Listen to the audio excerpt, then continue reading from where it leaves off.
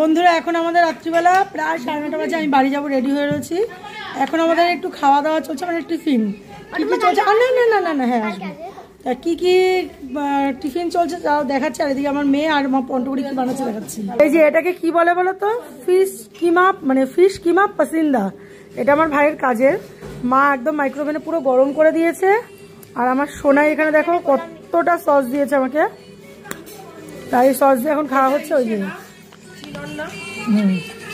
এই যে দেখো আবার এইখানে মনোজদাকেও সস দিচ্ছে। এটা মনোজদার জন্য বাড়া হয়েছে। ওইখানে ওর মা করে দিচ্ছে একটু।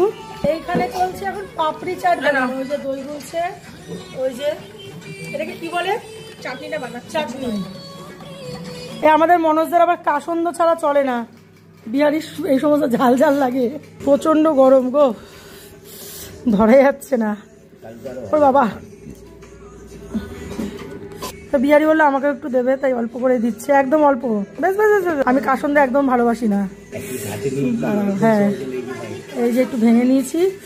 ও তা এবারে এটার সঙ্গে একটু মিশিয়ে নিলাম। এবার একটু খাবো। তা চলো খেয়ে দেখি কেমন।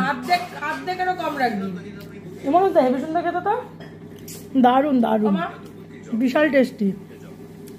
এটা খেয়ে দিয়ে এখন বাড়ি যাবো। তা চলো টাটা। সোনা কিন্তু আমাকে আবার পাপড়ি চাট দিয়ে দিল।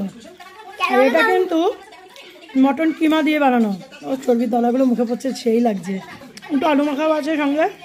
যেমন মাছের পিসগুলো, মাছটা যেমন মটন কিমাগুলো মুখে পড়ছে, আলুটা তো মাখা আছেই, সেই লাগছে। আর অরিজিনাল ভেটকি দিয়ে বানানো। ও সেই সব মানে অসাধারণ। ভাইয়ের এই কাজের এই প্রথম এই ডিশটা বানিয়েছে, খুব সুন্দর কিন্তু খেতে। প্রত্যেকটা বাইটে মটন কিমাগুলো একটু একটু করে মুখে পড়ছে, দারুণ লাগছে খেতে। প্রত্যেকটা বাইটে মানে মাছ তো ভরে ভরে আছে, তার সঙ্গে মটনের কিমাগুলো মানে পুরো মুখে পড়ছে। আর তার সঙ্গে চর্বিগুলো মুখে জাস্ট মেল্ট হয়ে যাচ্ছে। দারুণ দারুণ, জাস্ট অসাধারণ, কোনো কথা হবে না।